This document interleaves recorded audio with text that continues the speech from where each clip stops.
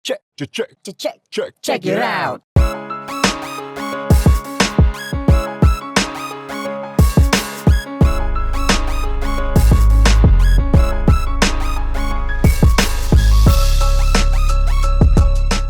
Yon, panibagong episode na naman nga pala ng Check It Out Podcast. Kasama ko nga pala si...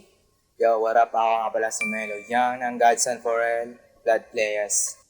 And ang nag-iisang brand owner ng Northhead. So, Yun ang, sa mga ano nga pala, sa mga gustong mag-sponsor sa mga future episodes namin, PM lang kayo sa page o kaya sa akin. O kung kanino man kayo gusto mag-sponsor sa kanya, kay Melo Yang, tsaka kay Super Ken.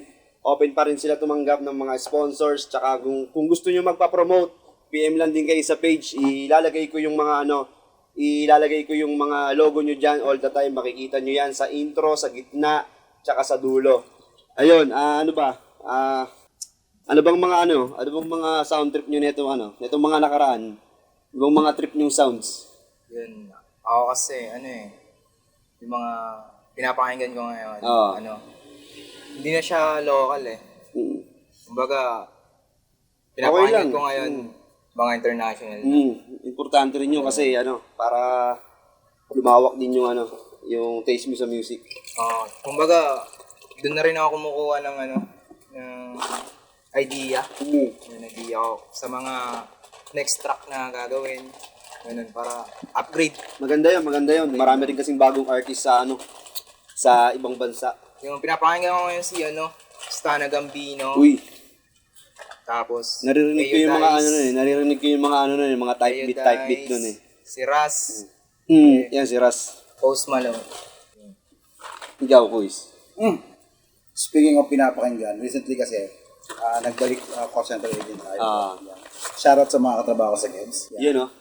Sa Magic 7. And, well, yung pa rin ako kasi, pag mahaba yung biyahe, like from North Caloocan to Eastwood, ako talaga, trip na trip ko talaga yung vibe nung, aside from yung homegrown sa amin sa Norte na Blood Players, mas trip ko talaga yung mga kanta niya ni Because. Tapos yung mga young guns sa grupo namin, like yan, sila Ondox, yan, sila... Ako kasi, sanay ako tinatawag siya na Melo Young. Pero, yun nga, yung mga bago nilang tracks. And, aside from that, minsan mahilig talaga ako sa mga iba pang mga bagong artist na naglalabasan. Sa foreign, ka ba ngayon? Nag-soundtrack ka ba ng mga ngayon? Foreign, hindi talaga ako masyadong, kahit dati pa hindi ako masyadong mahilig sa foreign. Local talaga, local. Mga foreign na pinakinggan, mga old school din, yung mga DMX, sila Jarul, yan. Yung mga back in the day, yung mga 90s vibe talaga, or early 2000 music. Ako na iba napunta sa nag-iisip kasi ako ng pag nag-iisip kasi ako ng tono para dun sa mga bagong ginagawa ko. Iba talaga.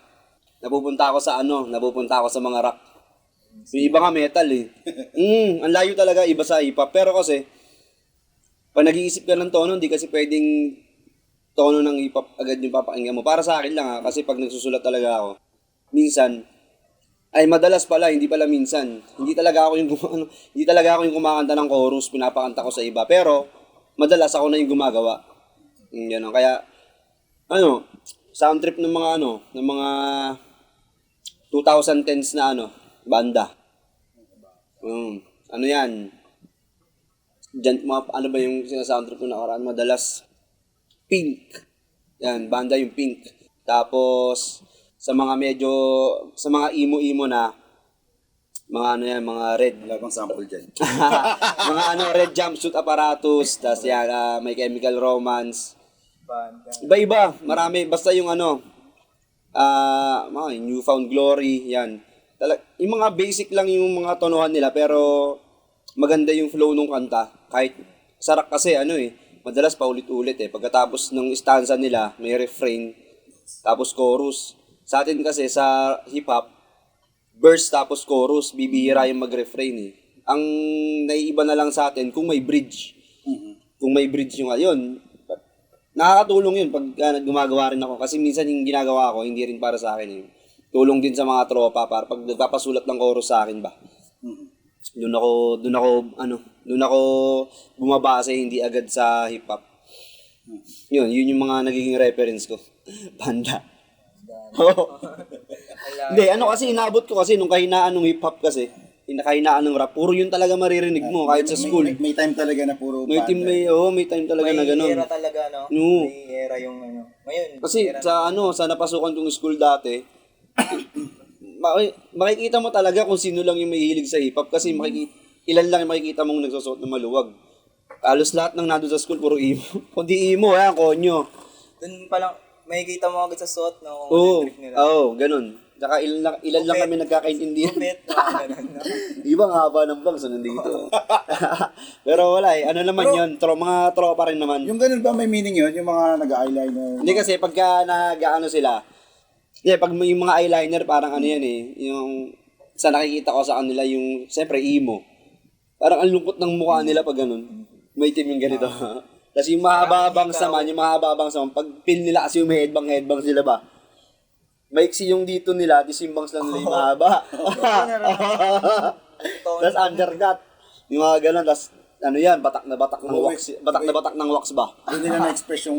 No, kasi pag sa sound sila, ganun sila ng ganun eh. Napi-feel nila, lalo pag tumutugtog sila ng gitara.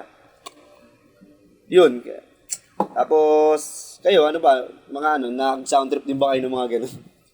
Ako siguro yung ano lang. Ako kasi, siyempre, Tito's Vibe. Lagi. Hindi. Ako minsan, trip ko nga, minsan, pag may mga paninda ako, release ako ng mga cups, minsan kahit mga Red Sperano song, or yung... Mga ano yan, panglinggo ba? Panglinggo. Mga remember me, mga... diba? Yung mga nung kasi ng kabataan ko, naabot ko yung talagang ira talaga ng radyo talaga. At yung mga, diba, mga oldies talaga. Pag Sunday, yun talaga yung Mga ano yan, chill, diba? Sunday vibes. Sunday vibes talaga. Bago manood ng mga, ng ASAP or kung ano man, diba? At, ewan ko, ako kasi, ako, yun ang talagang vibe I'm ready for the fight. Yun talagang trip ko talaga na pinapakinggan. Pero ngayon, ano na no? Ngayon, halo-halo na no? Oo, halo-halo. Mas magaan kasi mas mabilis tanggapin ng hip-hop yung ibang genre kumpara sa kumpara sa ibang genre yung uso, parang hirap na hirap silang tanggapin yung hip-hop nun eh.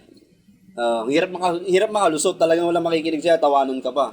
Ngayon, mas open yung hip-hop na tanggapin yung ibang genre. Kasi ewan ko, siguro mas malawak lang yung yung sa mga nakakasama ko, mas malawak lang siguro yung pangunawa ng ibang nasa hip-hop scene kumpara sa mga nagbabanda dati. Parang sa atin kasi hindi naman tayo parang takot masapawan yung genre eh. Ang gusto natin nakakatulong din sila sa mga collab. Dati hindi mo makakakolab yung mga nagbabanda na yan. Sobrang closed door nila sa hip-hop. Pero parang a few weeks ago may napanood ako na I'm not sure kung interview ni Glock 9 to. Pero nabanggit niya doon. Parang ganun, interview kay Glock 9 na nung panahon na parang nilapit talaga siya nila recruit. Yung yata, yung binabato siya ng bote. Parang sa UP Fair. Diba, UP Fair yun na even Chito Miranda, thankful siya kasi may event din sa UP. We all know naman na pag may UP Fair, diba? Lahat ng mga banda yung may init na artists and during those times, banda talaga. So parang Chito Miranda, dinala siya sa center stage. Tapos parang sabi niya na parang yun nga, parang pinakilala siya sa rock funds. Even Reg Rubio na parang sinabi niya na kung may problema kayo kay Glock, parang magkakaproblema na rin kayo sa amin, sa akin. Gano'n. Diba? Parang, yun nga, kaya lumalim na rin yung ugnayan. And as they say, the rest is history. Diba? Nagsama na yung alternative rock or rock talaga. And then, rock or yun na, yung tuloy na Glock na. Diba? Bale magpapasko na. Ano ba nyo? Magpapasko na. Ano ba yung nyo? Baka naman, Ninong Melo. Pero, yan, okay lang. Magpapasko na. Bale, ano ba? Ano ba yung mga balak nyo? Bago magpasko. Yun. Ako kasi, yung mga natatago kong track, yung mga nakaraang buwan na na-record ko, bala ko sana gawing album. Pwede yun. Ilalabas ko ngayong December. Bago Mixtape. matapos yung mixtape. Kahit mixtape lang. Bulusok yan sigurado. Yung mixtape lang sana, yung weekend bago magpasko. Ang dami Yun yung yung bala lalabas kong niyo. gawin. Ngayon. And saka kumbaga parang lahat, ang vibe na is, chill na, di ba? Hindi na masyadong... Hindi, kasi, nasa Marami ng holiday, walang makapasok. Tsaka marami ng gatherings na, di ba? Oh, nasa ano, Maraming tutok nasa set, nasa online yung mga tao. Oo, tutok sila. Kaya Ako, bala ko maglabas ng truck bago magpalit ng tao. Yan. Truck ng damit. Ah. Truck ng damit. Isang truck ng damit ng Norted. Tapos, hindi ko pamimigay sa tao. Bentahan ko kayo. Yun ang pinakamabisa. Para magpapalit ang taon na masaya, hindi lang ako, pati yung mga inaanak ko. Sa ano? Best na inom, best na inom. Sa ano? Sa Hassel ba? Sa Hassel. Sa Hassel, ano eh, Magpapasko eh, syempre, di ba?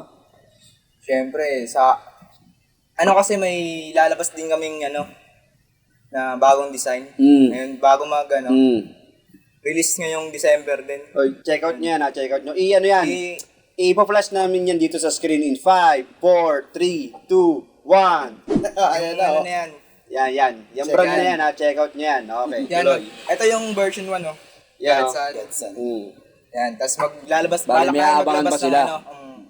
na dalawang design. Yun. Dalawang design na ilalabas namin para sa December. Kaya alam nyo na, talaga. sa Bago mga tapos sa yun mga na, may extrang budget na dyan, itabi-tabi nyo na para Kaya makasuporta guys, kayo sa mga tropa. aside from ilan yung pera nyo sa pagbili ng merch ng Norted, siyempre yung Godson merch. Oo. Hindi kasi, good thing. Ako, lagi ko naman sinasabi yun kay Melo. Actually, mas gusto, prefer ko pa siya tawagin Melo yan. Lagi ko sinasabi sa kanya na i-push niya yung, yung pagbebenta ng caps and yun, simula ng sarili niyang brand. Kasi, mas blessed yun. Mas blessed siya na, mas maaga niya na napasok yung ganong diskarte. And, hindi ko na kakayanin yan and mag-excel siya lang kasi masipag niya. Tsaka hindi lang yung brand niya natutulungan nyo. Siyempre, yung pangarap din niya. Yung mga gusto niya pang makamit sa buhay. Nakakatulong din niya kahit paunti-unti. Pag may natabi kayo, suporta tayo sa tropa. Ibibili nyo yan ng mamahaling damit nyo. No? Hindi naman kayo kilala na may-ari nyo. Hindi, tsaka yun. Dagdag yun, yung kinikita niya lang. Kumbaga parang dagdag din yun sa craft niya, yung sa pag-rap niya. Kasi full-time artist siya. Mahirap yun. Ako, sobrang taas ng respeto ako doon sa ganun. Like, kumbaga wala kang day job, full artist ka, tapos hindi madaling magbenta ng sombrero tsaka damit. Magtayo ng sarili mong independent clothing brand or cap brand. Mahirap. Nowadays, lalo na, hindi dito pinag-uusapan yung puhunan eh. Ako pa, nandun pa rin ako sa, yung puhunan para sa akin, nasa pangatlo pa lang yan. Yung dedikasyon mo, yung oras na ilalaan mo doon, saka yung mga tamang tao makakasama mo. Yung para sa akin, pangatlo na lang yung puhunan. Kasi puhunan, anywhere, pwede mong makakagilap niya, maraming pwedeng pagkukunan niya. Pero yung effort na in-expert niya talaga, hindi biro yun. After Christmas, siyempre, pagkatapos ng Pasko, gastusan ba? Gastusan talaga yan. Bago magpasko, gastusan. Siyempre, kinabukasan yan, yung 26 hanggang 31. Yan, wala na ba kayong balak magbakante ng araw? Talagang todo promote na, siyempre. Sa akin, gagawin ko doon. Siyempre, time muna sa pamilya. Mismo, yun. Number 1 yun. Hindi dapat mawala yun. Kumbaga, kasi todo grind ka na, di ba? Mga nakarang buwan, grind ka na. Tapos yun na lang yung time sa pamilya mo, di ba? Kumbaga, iyan mo na sa kanila. Para sa kanila na talaga yun. So, niyan, sagad na hanggang bago magpasko. Tapos yung matitirang araw para sa pamilya na. Ako medyo maswerte lang ako kasi 24 and 25 sa kumpanya pinasukan ko, walang pasok. Pati yung 30 at 31. So, kung magkakaroon ng pasok sa uno, tingnan natin kung kakayanin ng katawan at sisipagin. Pero madalas yan, med-cert yan. Med-cert. Shoutout nga pala sa Kamarin Doctors. Hindi, kaka-resign ko lang. Kailan ba ako nag-resign? Nag-resign ako, September 30, sinakto kong katapusan. Eto na, pa. Resignation. Sana huwag ganun katapang. Mahirap din yun, Yung, kumbaga, sugal din yun, Magre-resign ka tapos, hindi mo alam yung... may mga balak din akong bigyan ng panahon. Lagyan ng oras. Kasi, may mga natutunan din naman ako dun sa trabaho na natutunan ko na to. So, pwede ko na to pagkaperahan pag wala na ako dyan. Hindi naman siya illegal. Legal. Gusto ko yun. Ano yan, umaga, yun din naman yun eh. Mahalaga ron, habang nandun ka, may natutunan ka na, bayad ka pa. So, nung natutunan ko na yon, pwede ko na siyang, sugalan. Pwede na ako, siguro, pwede na ako magamit. Parang naisip ko na, saglit lang ako dun, pero naisip ko, pwede na siguro ako mag-resign muna. Para magamit ko sa labas, magamit ko sa iba yung natutunan ko rito. Nagagamit ko naman, nakakapagod lang, tsaka medyo mahirap siya.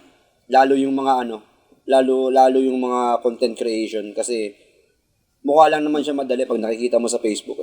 Ang maganda doon, ikaw na yung amo, di ba? Wala ka na susunding Amo yun sa way na amo yun sa way na habang nag-e-edit ka, walang tumitingin sa likod mo para magbantay. Pero kasi hindi mo rin masasabing ikaw yung amo kasi nga may kliyente ka eh. So sila yung boss mo every time natatanggap ka. 'Di ba? Siyempre, yung gusto nila, yun yung gagawin nila. Ay yun yung gusto nila, yun yung gagawin mo. So ipaiba-iba ka lang ng boss. Siguro yun yung magandang term doon, paiba-iba ka ng boss kasi depende ka pa rin naman sa gusto nila. Pero mayroong mga tao na pag sinabing, sige, bahala ka na magpaganda dyan, tulad nung kliyente ko nung nakaraan. Yun, okay naman, maluwag. Ginawa ko lang kung ano yung parang tapat dun sa ibabayad nila. Okay naman kinalabasan. Pero speaking yung gagawin like after Pasko. Ako talaga, yung bagong magpasko, ang plano ko yun, meron pang isang event na i-hostan. Shoutout nga pala sa kumparing Lord ko, kaya sabay sa ang goes ko December. yung December 13, kung di ako nagkakamali. 13. Yung December 13. Oo. Yung for Akos. For Akos nila. Hopefully, pagka kinaya ng schedule ko kasi meron akong ibang madilim na May mga plan. may mga special guest sila doon eh. Pero, Smuggles ata, kasi pero malamang possibility na makadrop din. Malamang yun. Malamang kahit wala sa lineup yun kasi yung paggaganapan nila ng event na yun, tambay kasi si Smuggles doon dati. Malapit kay Smuggles yung pa siya, mga panahong Stokwa pa siya, madalas siya doon. And nakapunta na kasi ako ng isang event doon, fiesta. Nakita ko yung vibe doon and yung nga Saan ba yun? Yung sa sa court? Yung whole court? Hindi, napuntahan ko yung sa may yung fiesta, yung half court, sa sa Home-Mart yun. Sa kabilang kanto. Kabila. Pero kasi ako parang na-feel ko na maganda yung vibe doon kasi naglatag ako doon. Medyo kumita naman din ng maayos. And ang gusto ko yung basta nakita ko yung tao doon na hindi lang basta mag-enjoy na tapos yung chance na kumita ng extra, makapaglatag ng paninda. Tapos ba? Yun lang. Saka active mga tao ron. After Christmas naman, siguro medyo chill na yung vibe noon. Hindi na kahit may pasok pero siyempre iba na yung vibe ng mga boss nun. Magiging, nandun pa rin siguro, medyo kailangan pa rin na, medyo mahirap pa rin na magiging trabaho dahil sigurado kasi pag magtatapos sa industriya namin, mas maraming trabaho pinapagawa, maraming magtatapos na marami nang ginagawa. Though ngayon, tulad ito, pagkakataon na makasama doon sa podcast mo, malaking bagay na yun. At least, the year, kasi isang episode na lang yung hinahabol bago matapos yung taon. Pero kung kaya pa, may oras after Christmas siguro baka isang episode pa. Depende kasi hindi kasi pwedeng labas ngayon. Hinahanapan din ng magandang tiyempo. Hindi pa tayo ganun hindi pa ganun karami nanonood sa atin para kahit anytime pwede tayo maglabas. Antayin natin silang hanapin muna nila tayo bago tayo mag-upload. This is Check It Out Podcast. Mag-break lang kami for a minute. Magbabalik kami. Yeah! Check it out.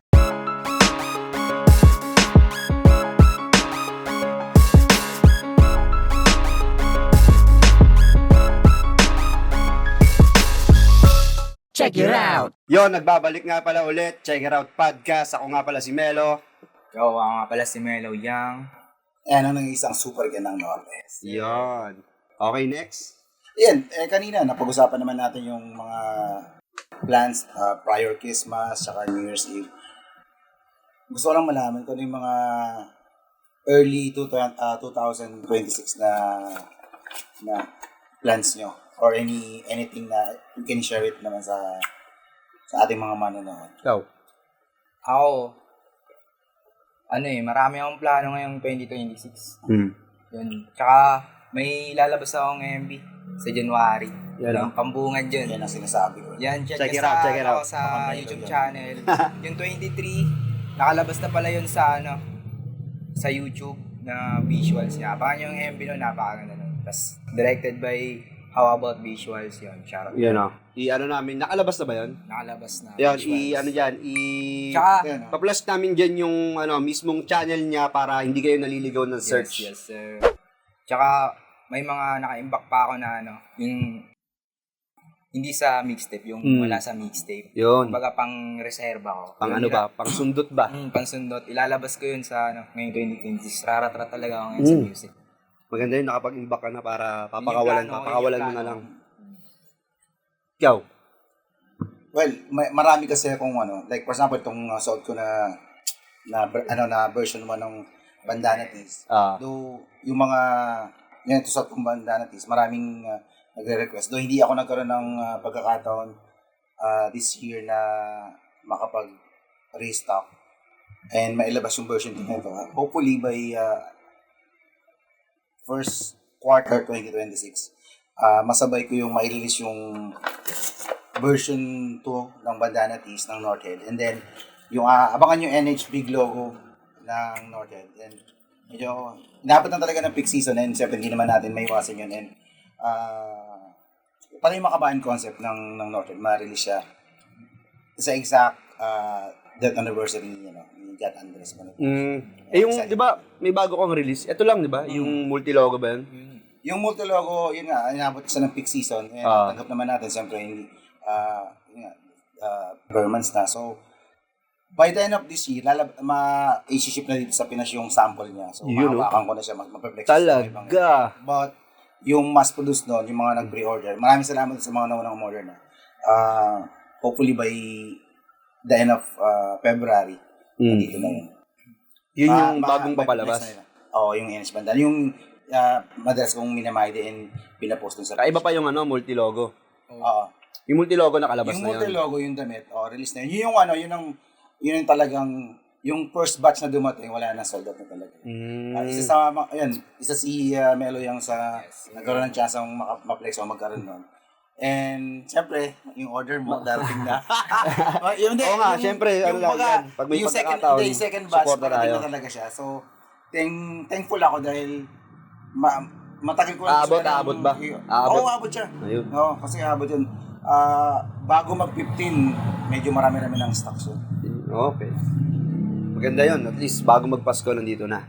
At, ipapakita namin yan dyan sa screen. In 5, 4, 3, 2, 1. Ayan. Nakikita nyo dyan. Yung nasa screen na yan, yan yung paparating na stocks ng Northhead sa December 15. Yon. Ako naman, ano ba? Labas lang siguro ng ng dalawang kanta pang regalo ko lang sa sarili ko kasi birth month ko rin yung January. Parang yun na lang din yung bubusog sa kaluluwa mo na na as an artist. Yan, makapaglabas ng dalawang kanta sa January. Bukod kasi ngayong December, na yan palabas na rin ngayong December yung mixtape ko eh. Lang yun, 6 na kanta yun. I-upload na lang yon tapos waiting na lang kung kailan siya pwedeng i-public.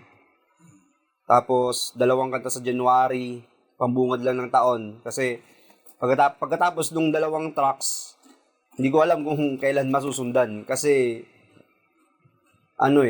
medyo hirap din ako maglabas ng sarili kong kanta eh. Pero, naitatawid naman.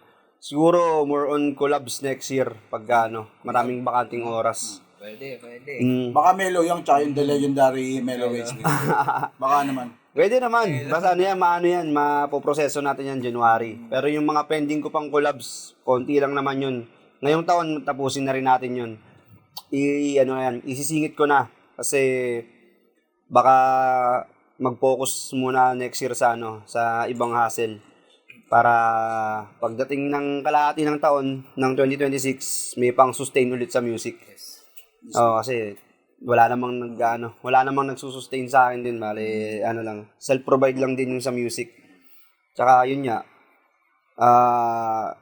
baka magkaroon ng bagong collective dito sa studio, binubuo pa namin, tignan namin kung saan aabot, tsaka kung sino-sino yung mga magiging member. Ano rin kasi, naubos na rin kasi yung mga artist ng Rage Music talaga, siyempre, kailangan ko ng kapasahan ng energy ba? Kailangan ko ng kapasahan ng energy tsaka panibagong idea. So, kung di ko na makakasama yung mga dati, wala na rin tayong magagawa ron. So, kailangan natin maghanap ng bago. Yung mas, yung mas aggressive tsaka yung, ready sumugal din talaga sa mga ginagawa nila. Gusto mo yung binubulong niya, no? Binubulong ni Melo. Hindi na. Baka daw. Na-open naman tayo dyan. Pag napaplano naman natin yung next year. Medyo hirap lang ng konti. Kasi wala tayong producer. Yun din talaga ang matagal nang walang producer ng Rage Music. Nagkaroon naman dati saglit lang. Pero itong kalahati ng 2025, wala talaga eh. Lang tayo, nagpaparimake tayo sa mga kakilala nating beatmakers. Pagka may budget, ay lumalapit tayo sa kanila pagka gusto natin mag-release ng kanta. Yun. Ikaw? Ako, may plano pa ako about sa music talaga. Kumbaga, syempre nasa business, di ba? Yung cup game din, syempre. Yung may shop pala kami sa TikTok. Yan, Tolits Cup. Search nyo yan. Yan, at pa-plus ulit namin yan ngayon in 5, 4, 3, 2, 1. Yan, yung TikTok shop nila, hindi shop, para... Tolits Cup. Ayan, Tolits Cup, para hindi kayo maligaw kung anong isi-search nyo. Iwas scam. Yan. Tsaka, yun nga, makapaglabas pa ng mga bagong design na yung sarili yan talaga. Mas magiging open yan sa next year kasi sa nakikita ko ngayon, mas pabata tayo nakaka-appreciate ng local brand. Seryoso, totoo naman yun. Dito nga ang babata pa Talagang nakakapag-ipon sila pambili. May paraan na rin. Oo, may paraan. Tsaka hindi yung mga bata ngayon na gustong sumuporta sa mga local brand. Mas marami silang paraan para magkapera. Tsaka nakakapag-ipon talaga, doon ka mabibilib. Kaya may pambili sila. Mahirap talaga, mga ngalakal na talaga. Naranasan ko rin yun Mga lakad. Dahil lang yun sa gusto kong maglaro ng Hindi naman, bata pa kasi ako nun. Parang trip ko talaga maglaro ng computer. Kung online games, wala kang palaro. Ayaw yung airmat ko. Kasi, so, diskarte na lang talaga. Diskarte na lang. Hindi, Sumasama ako sa mga kaibigan ko na Nagkakalakal. Kakalakal, diskarte. Tapos, sa may kasi kami, parang bukid siya. Parang, yun, pag may palayan din. Yun, pag anihan, talagang nanguna kami doon para magkapera. Pang computer lang yun. Nakakamiss din. Wala pang masyado. Pero ang layo na rin ng tinalon, no? Ngayon, anytime pwede ka na mag-computer.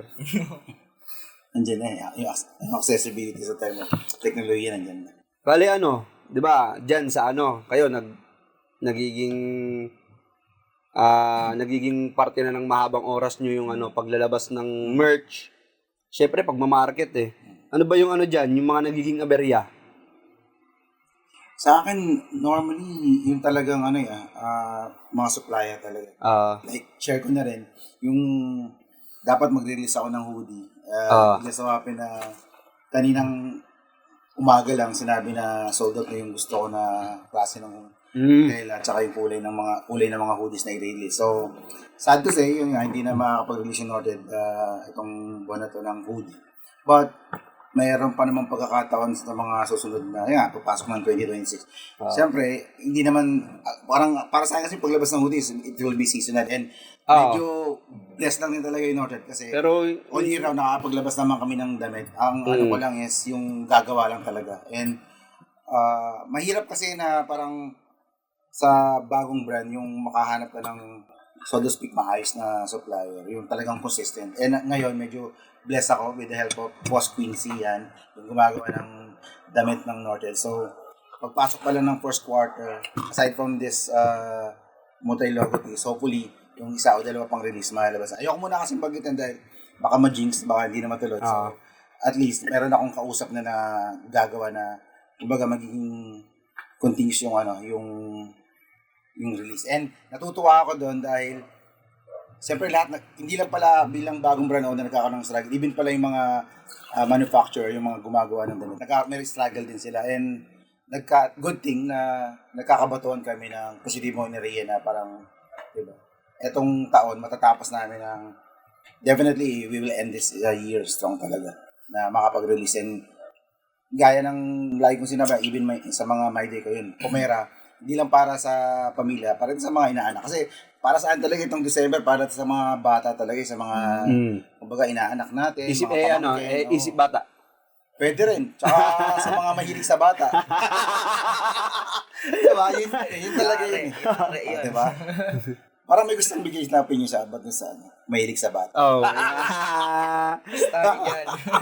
Yun, Sa ikaw. akin naman, aberya sa lahat. Mm. Lahat talaga kasi, pagising mo pa lang, di ba, syempre, nasa business din. Nasa rap game din. Tapos nasa, pamilya pa. Pagising mo pa lang, syempre, aberya na agad yun kung anong gagawin mo. Ano una mong gagawin kasi di mo alam anong, kunyari, gusto mo may trip na gagawa ka ng kanta.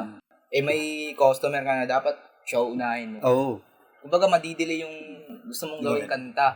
Tapos, meron namang gusto mo asikasuhin yung business mo. Tapos, parang kulang din sa oras. Parang ganun.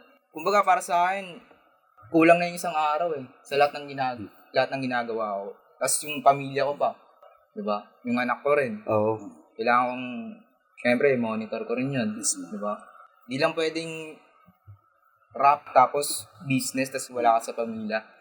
Hindi balance yun para sa akin. Kailangan maanom siya ng balance talaga. Yun. Hirap matulog nun Hirap talaga matulog. yung daily routine kasi, di ba? Parang, kumbaga parang, sa akin kasi, ako, bilang nagbalik empleyado, nagbalik BPO, ako hanggat maaari, like, minsan yung pagbiyahe. For example, kung normally bumibiyahe ako, for example, tricycle ako, tapos magbubus ako. Minsan ginagawa ko naman, magbubook akong joyride, tapos saka ako magbabas, or minsan jeep ako, magbabas ako. Kasi parang hindi siya routine. Yun ang pinaka parang dahilan na kaya nabiburnout kadalasan yung mga empleyado. And medyo blessed lang din ako sa mga katrabaho ko ngayon, even though mga young guns, sa mga Gen Z, diba, kumbaga, magang katrabaho. Given na sa industriya namin yung toxic yung diba, yung account o yung mismong field ng trabaho. Pero medyo blessed ako ngayon dahil yung mga kasama ko sa trabaho magang. Kumbaga parang kahit sa break time, kahit sa loob ng isang oras, yung 100% nilaan mo doon sa trabaho na napapalitan ng medyo tawanan at kulitan sa maikling oras. Na napapawi kahit pa paano. Napapawi. Sa aberya, kalaban mo rin dyan yung Ako, madalas kalaban ko talaga oras. Kasi minsan, ang haba akong maglaan ng oras sa isang sa isang project So, may pagkakataon na nasasagasaan. Ginagawa ko, itong araw na to, yun lang. Tapos, pag natapos ko na yun, ibang bagay naman na hindi ko pa nagagawa sa araw na yun, gawin ko siya. Tapos kinabukasan, iba naman. Ginagawa ko yan ng Monday to, sabi natin na Monday to Thursday. Iba-ibang bagay yung kada araw. So, may pagkakataon pa akong makahanap ng kliyente ng Friday to Sunday. Yan, tulad nito, yung podcast.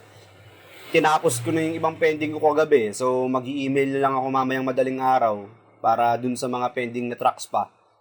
Bukas, editing naman ako. Tapos, sa isang araw, pwede ko nang i-upload ng pakonti-konti yung reels. Friday, pwede ko na-upload yung buo. Ganun lang. Para, mahirap din balansin kasi kailangan gawin mo lang yung kalahating araw. Tapos yung kalahating araw, isip ka na panibago. Kasi dun, yung mga biglaan kasi, minsan ang hirap tanggihan din Lalo pagka papasok din yung income, minsan mahirap tanggihan yung biglaan. Pero yun nga, minsan madalas naman nababalanse. Mahirap lang din kasi may mga bagay na natatanggihan. Kahit na alam mong pwede kang kumita ron, kaso matatamaan yung matatamaan yung kliyenteng bayad na eh. Okay. Totoo yun. So, ginagawa ko, dapat kitain ko sa 4 na araw yung pang isang linggo. So, kinita mo na yung pang isang linggo sa 4 na araw, yung 3 araw mo, para sa iba na yun. So, kung kumita ka man dun sa natitirang 3 araw, pwede mo na ipangtabi ba? Pwede mo na ipangtabi, ilaan sa ibang bagay ulit. Ipagulong kung ano yung kitain mo ron. Medyo nakakangarag nga lang, talagang kakainin yung tulog mo. Pero, ganun talaga eh. Kasi kung Sana nga, no? Na-order online yung tulog, no? oo, kung pwede nga lang eh. Minsan wala ka na talagang oras sa Pero kulang talaga. Tsaka yung madalas sa atin, panakaw na yung tulog. O, halimbawa, bakante ka ng ng 2 hanggang 6 p.m. Siguro, 2:30 hanggang 4 p.m. tulog ka. Mga ganun. ilang oras lang, tapos Tapos bakbak ka ulit. gumising ng Hindi, ganun talaga eh. Hindi naman mawawala sa sistema natin yun. Siyempre, pagka hindi ka rin empleyado, hindi fix yung dating ng pera mo eh. Hindi, ibig sabihin lang nun, parang worth it lahat. Pero Kasi minsan naman, kahit di ka kikita. Nabibisi ka eh. Kasi kung, Nagamit mo yung oras mo. kasi kung, yung mas lamang yung pahinga mo kaysa sa ginagawa mo. Ibig sabihin parang wala kang silbi. Ibig sabihin, kulang pa yung ginagawa. Oo, kulang pa. Pero kung lagi kang busy, Totoo. pero parang kulang ka sa tulog pero lagi kang busy. Worth it ka pa. Normally, pag halimbawang busy ka talaga tapos meron kang ginugol na, like for example, gusto mong i-upgrade yung designs mo or yung pag-market ng upcoming release mo, kulang talaga yung 24 oras. Totoo lang. Talaga. Yung pag-iisip lang kung ano yung mauunang i-release mo na design. Ka pa. Like for example, hopefully by next year, kumbaga ma-plan ko na talaga kung ano yung design i-release ko. Yung hindi ko nagawa ng 2025 na maglabas ng minimal design, mas pagtutuunan ko ng pansin pagpasok ng unang quarter pa lang ng 2026. And though hindi talaga napaplano kung ano yung pwede mong gawin, minsan kasi yung in-expect mo na hindi mabentang design pag sinubukan mo mag-release ng ilang piraso, yung pala yung gugustuhin ng tao, diba? And I'm thinking na kung ano yung mga previous releases ng Northhead na gusto na hindi ko pa nakalabasan ng ibang colorway, yun talaga yung paglalaanan ko ng attention. Ako may natutunan nga ako dati sa kuya-kuya ako. Kasi pa lang ako nun eh. Ilang taon ba ako nun? Mga nasa 19 pa lang. Sinasama niya na ako sa, nagbebenta siya ng mga damit na na may brand na, kunyari Nike, mga ganun, Supreme. Tapos, inaano ko na, kunyari, ako yung may-ari, gusto ko, itim lang lahat. Feeling ko magugustuhan yun. Pero, sa kanya kasi, di niya iniisip yun. Kumbaga, kahit may color, pink, ganun, okay lang. Basta, kinukuha niya lahat. Kasi, ang sinabi niya sa akin, dapat hindi ikaw yung tumingin. Dapat customer mo yung titingin talaga. Kasi, hindi naman ikaw magsusuot eh. Sila eh. Tama. Kasi hindi yung parang, yan eh. Hindi yung, kung ano yung gusto mo lang yun. Siyempre, yung gusto mo, hindi nila gusto. Meron pang, parang ang pangit talaga sa paningin ko yung design niya. Stripe. Pero sa iba okay, Mabenta. Yun pa yung naubos. Hindi, totoo. Kumbaga, pag mong tingnan na para sa'yo lang. Kumbaga para sa lahat. Yun nasa customer mo talaga. Umasel din ako niyan dati. Yun na uso yung stripes. Yun nga. Umasel ako nun. Ano yun? Ito, isa ako sa mga niyan. Isa ako dito sa lugar namin. Isa ako sa mga unang nagbenta niyan dito. Bago pumatok yan dito, nauna na ako. Hindi pa maganda yung brand. Ayun nakasampay na ganyan. Yan. Ganyan. Meron ako yun, isang sako yan dito. Doon pa ako sa kabilang bahay. Hanggang paglipat ko rito. Nagbenta ako na iba-ibang colorway pa yan. Noong una, hindi pa ganun kaganda talaga yung tirada. Mga lumipas lang ng mga 1-2 buwan, gumanda na yung supply ng tela, tapos gumanda na rin yung mga materials. Kaya lalong lumakas. Kaso nawala rin yung hype. Parang yan eh. Yung nauso yung bait, yung sinasabi nilang pantanga. Totoo yan. Yun naman, naging ano lang, naging saturated lang talaga. Parang pag nagsuot ka nun, parang pag ang dating, kahit sa ka magpunta, may kasalubong kang kaparehas. Pero ako Parang kasi, uniform. ito Oo, parang uniform. pero ako kung nagkataon ngayon, may physical store pa rin ako. Talagang susukalan ko yun. I mean, pupunahan ko yun. Nagkataon lang kasi na kahit sabihin mo na may extra oras ako, hindi sapat para magtayo ako ng mga pop-up store. Kasi although may mga tropa na nag-over. Kumbaga, willing pa sila magpairam ng tent tsaka yung mga ibang gagamitin. Kasi, iba pa rin kasi kapag katulad yan, may hype na siya. Kaya mahirapan ibenta nun eh. Kung may physical store ako, talagang dudumugin yun. Kumbaga parang hindi ka na mahirapan i-market. Pakipost mo lang na meron kang ganitong stocks, diba? Pumunta na lang ng tao. PPM na lang sa true, ano. Yun nga, parang ang swerte nung mga unang naglabas nun. And until now, ako hindi naman sa hindi kasi lahat may kakayanan na bumili talaga ng original. No, kahit ako, diba, hindi ko masabi na kaya ko pang bumili talaga ng original. Pero, good thing na may chance tayo mag-flex ng mga ganun. Check it out.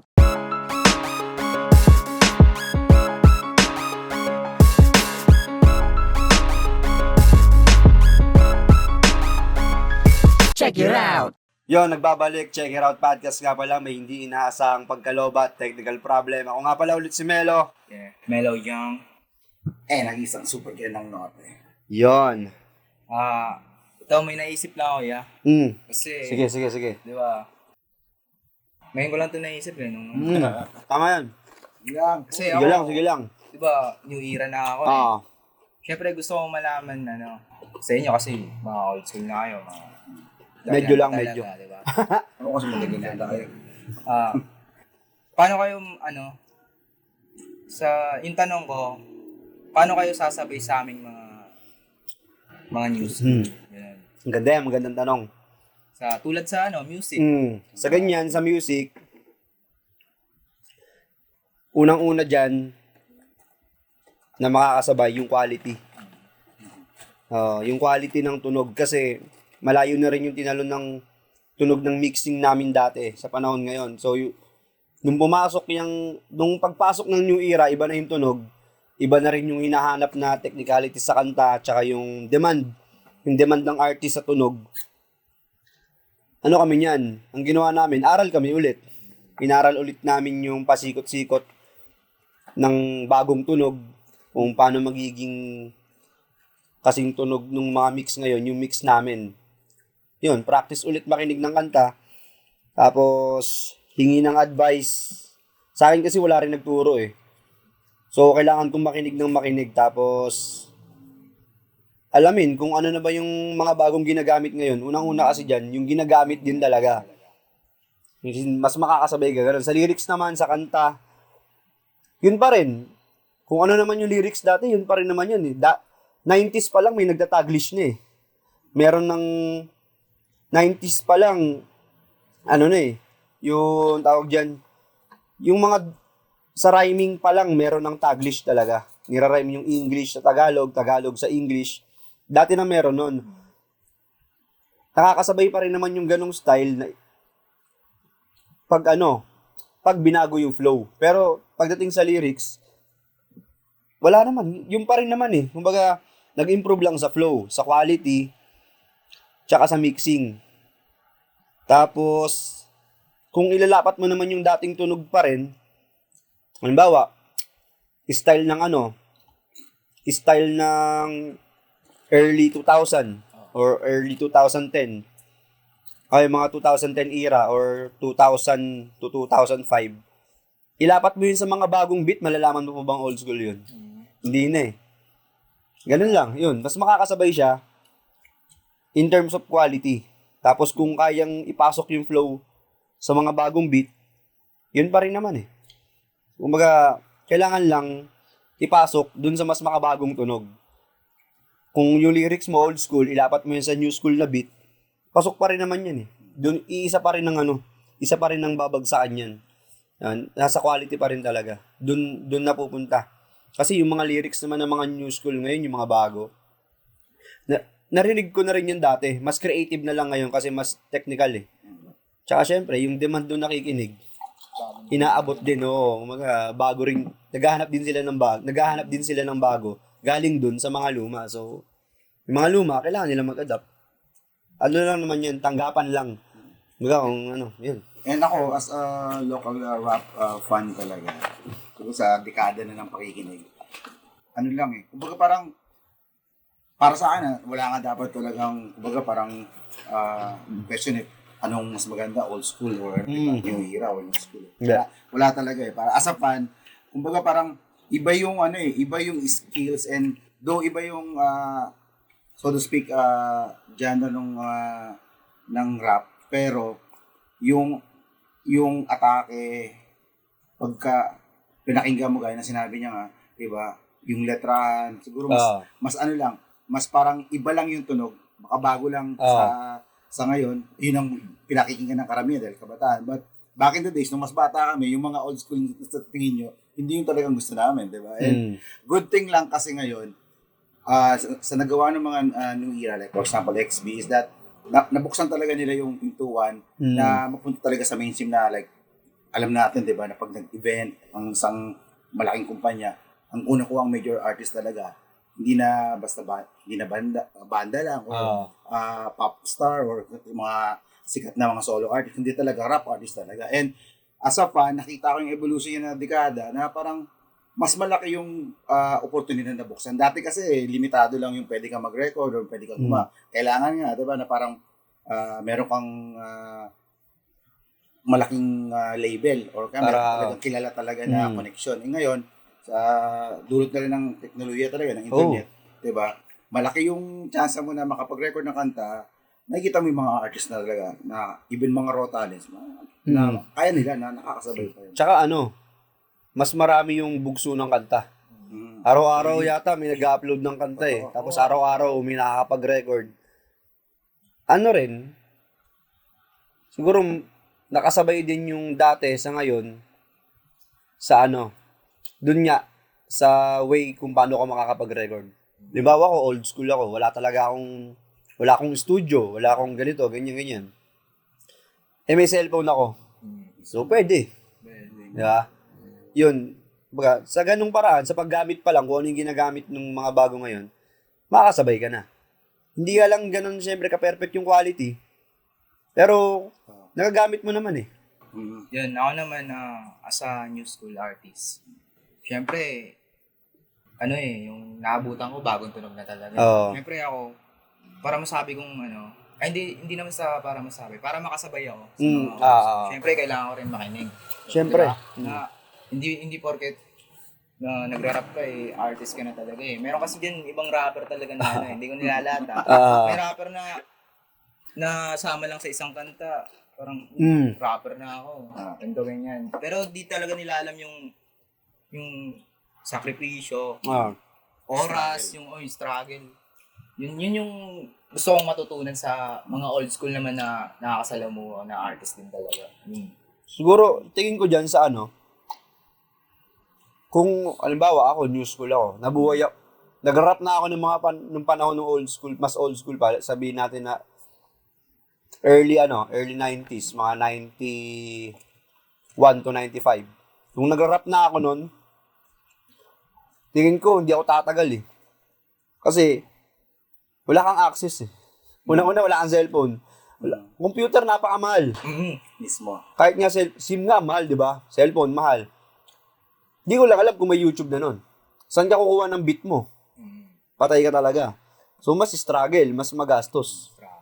Isipin mo, tatagal ka ba sa panahon na yun? Ngayon, mas makakatagal ka kasi mas marami kang access. Mas marami kang pwedeng, maraming resources ba? Ngayon. Dun ka talaga, dun ka talaga tatagal. As a organizer din, kung yung dati, limitado lang. Like, for example, covered court, diba? Na dati, kailangan kukuha ka ng napakamaraming permit, hindi na sa barangay, pati sa city government. Ngayon, may mga bars na, may mga resto bar, may mga food park na kakausapin mo na lang yung pinaka-organizer ng food park or yung manager ng isang resto bar o yung bar. And then, pwede ka nang mag-event. And yung artist ngayon, kumbaga, parang meron silang maayos na venue. Diba? Though, back in the days, kumbaga parang kailangan may kilala ka doon sa isang lugar or meron kang pangkota para marinig yung ano mo, yung piece mo, para masali ka sa Rapcon.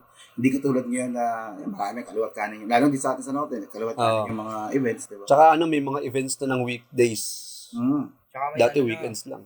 free entrance na. Diba? Oh, yun nga ngayon, may mga free Bago entrance na. makakanta, Mismo, di ba? ticket, diba? Magbabayad ka pa ng ticket. Ang ano lang sa ganyan, ang isang problema lang na nakikita ko dyan, pag may event, ano hindi naman siya,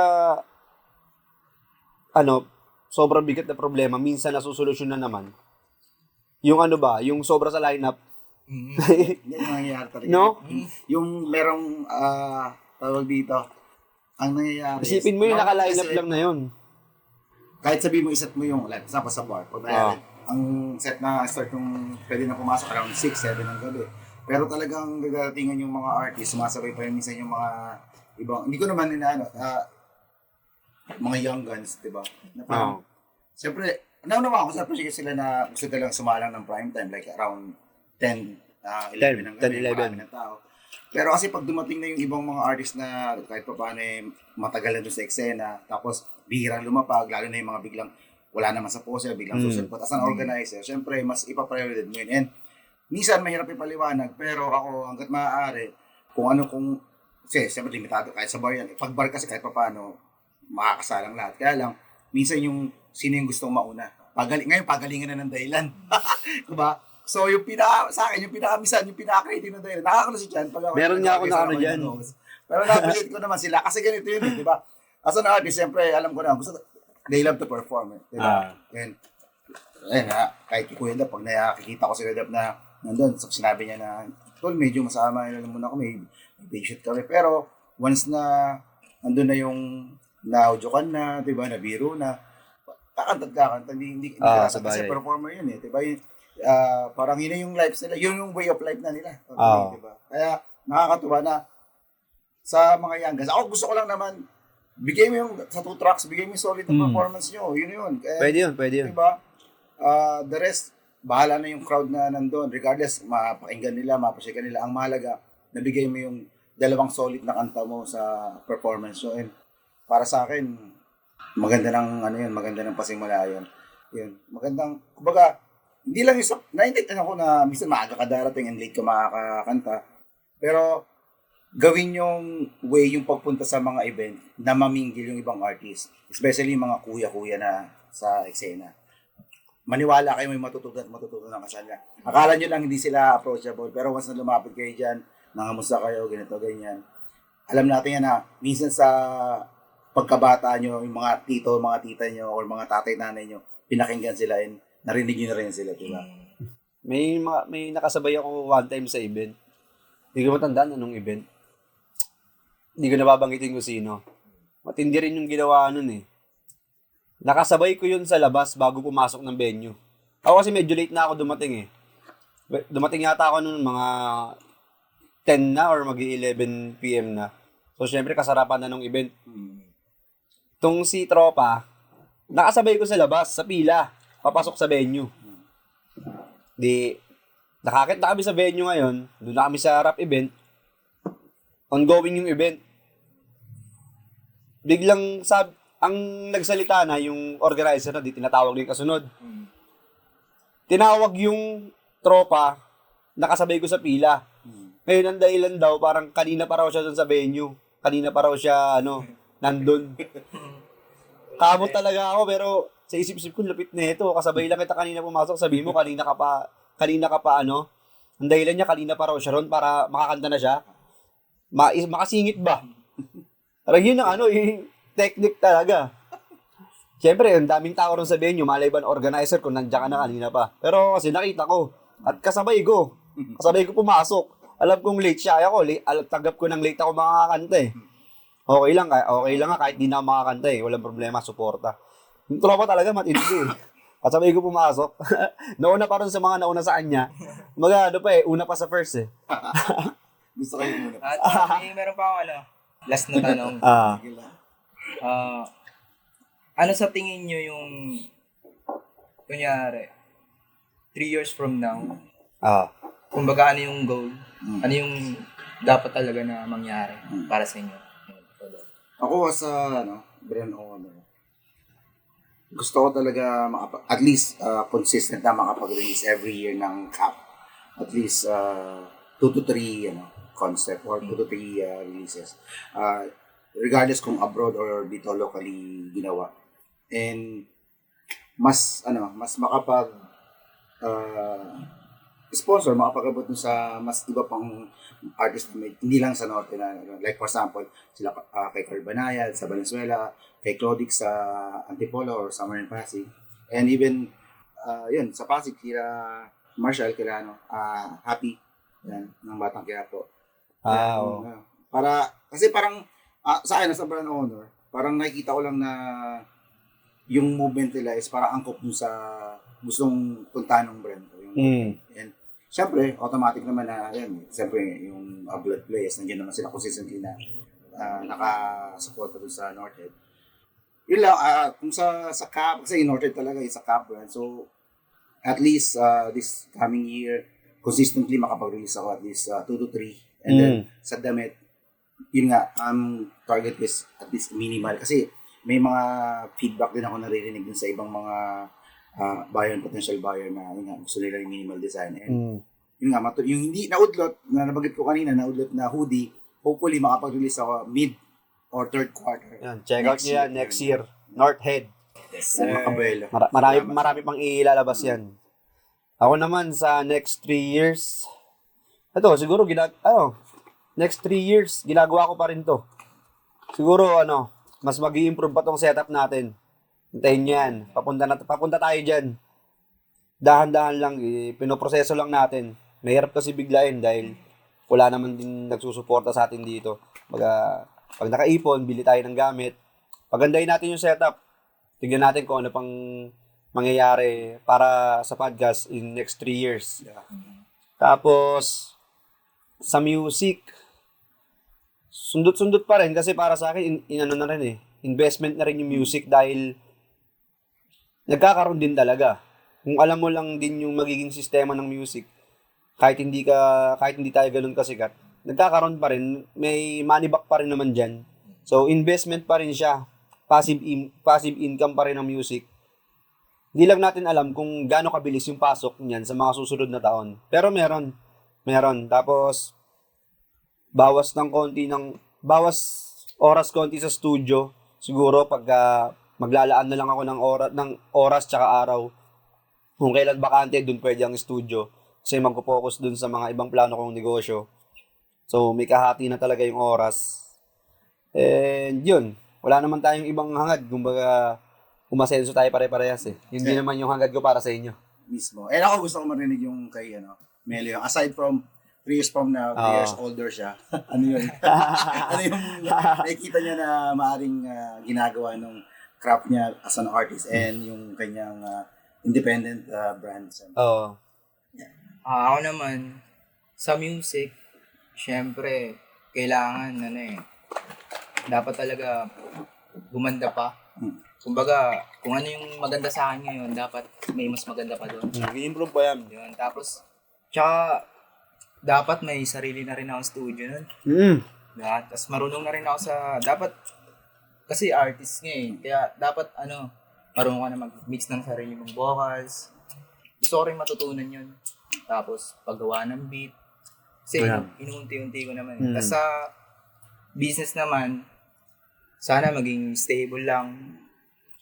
Nandun pa rin yung Again, syempre yung travel. Tolits online shop. Oo. Syempre, Tolits Tolits Cup, online shop. Godson, Forel na streetwear. Tsaka sa pamilya ko, sana okay pa rin. Stable lahat. Sana wala pa rin problema. Yun. Ano natin yan?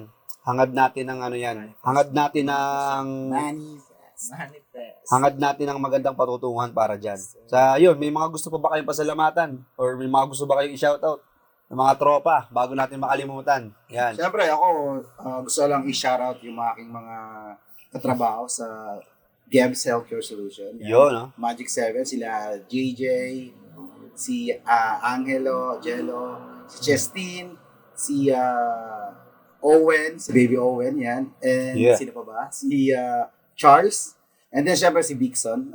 Shoutout sa inyong lahat. And then, sa mga iba pang ka-team namin yan, kay Till Richard, and then kay Trainer Ever, and kay Trainer Clara. And then, syempre, sa nag-iisang Jana Bagasina ng buhay. Yun. Ayan. Sir. Yeah, heart.